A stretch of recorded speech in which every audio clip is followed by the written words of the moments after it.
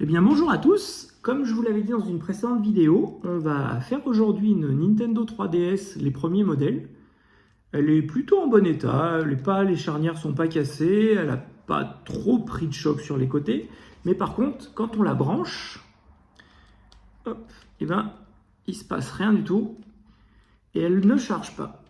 Et à ça, donc, vous avez trois grosses familles de problèmes sur ces modèles-là. Vous avez soit la batterie qui est HS tout simplement, mais en règle générale, quand la batterie est HS, vous avez le voyant orange, il s'allume, il s'éteint.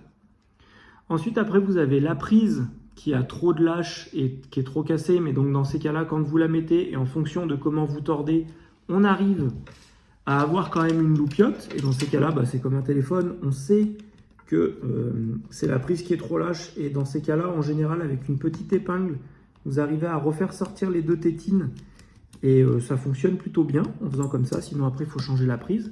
Le problème de ces prises, c'est qu'il n'y a pas longtemps, ça coûtait pas grand chose, ça coûtait 2-3 euros. Aujourd'hui, une prise c'est quasiment 15 euros.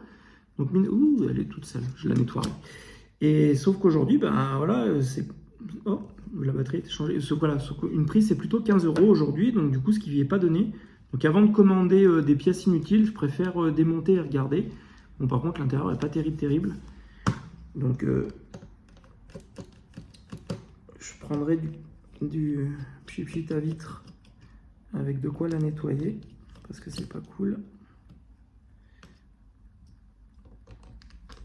de la rendre et de vendre un produit qui est tout sale comme ça.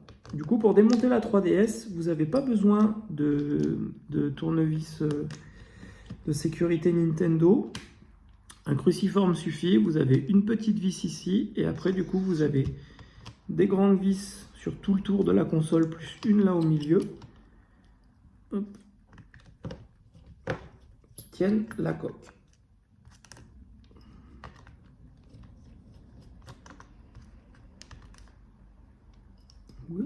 Et whoop.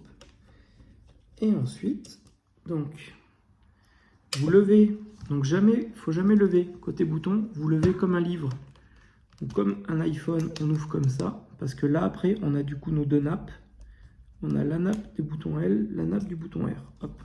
Là du coup maintenant effectivement, on peut voir que c'est quand même un peu sale. Je nettoierai après, et donc là du coup on a notre prise de charge qui est là, et donc du coup comme on peut voir, c'est le grand classique de chez Nintendo, sur ces modèles-là en tout cas, ça n'a pas été d'une grande réussite, c'est que du coup, voilà, vous voyez, elle bouge complètement et les 4 soudures sont complètement creuses.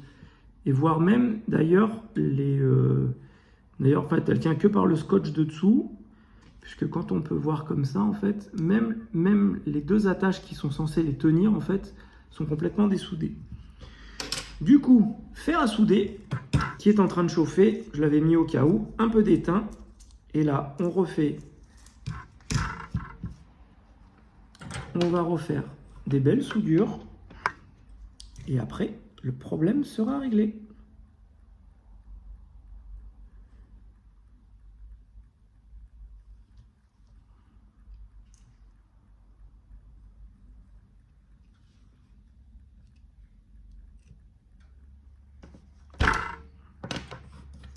Il est trop chaud mon fer. Il est trop chaud, du coup l'étain n'est pas brillant. C'est pas terrible. Voilà. Du coup, juste en refaisant déjà une soudure, on peut voir que la prise ne bouge déjà quasiment plus. Juste avec une. Donc, je vous laisse imaginer quand on aura tout ressoudé avec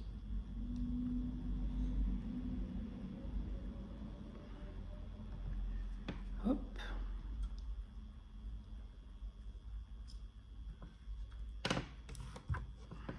Hop.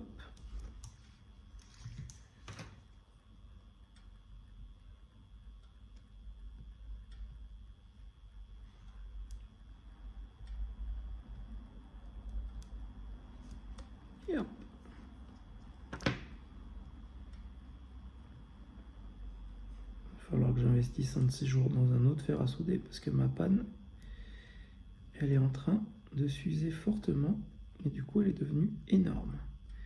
qui n'est absolument pas pratique pour souder. Et voilà. Donc je les ai exagérément grossis pour que du coup en fait ce problème là ne revienne plus du tout. Ouais, voilà.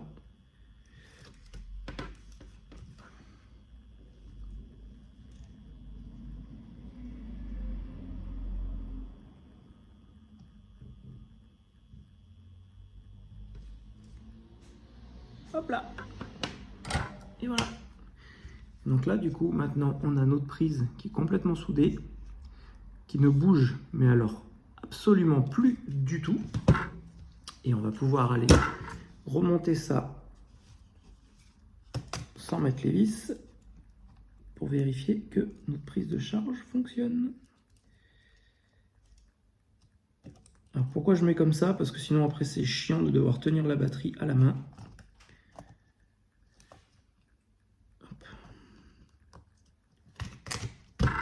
Hop. Hop. Et verdict. Oui. Et voilà. Du coup, on a une petite 3DS qui est réparée en moins de 10 minutes. On est pas mal. Et du coup, au moins, bah voilà. Là, on va pouvoir la vendre. La batterie est bonne. Je vais passer juste un coup de chiffon dessus avec du pchit histoire de bien la nettoyer pour pas vendre un produit comme ça. Et puis voilà. Et ben en tout cas, je vous dis à bientôt pour une nouvelle vidéo et en espérant que celle-ci pourra vous aider, mine de rien, si vous trouvez une 3DS en vide-grenier ou même la vôtre qui du coup avait mal vieilli ou avait cette panne et qui du coup peut vous dépanner à moindre coût. À bientôt!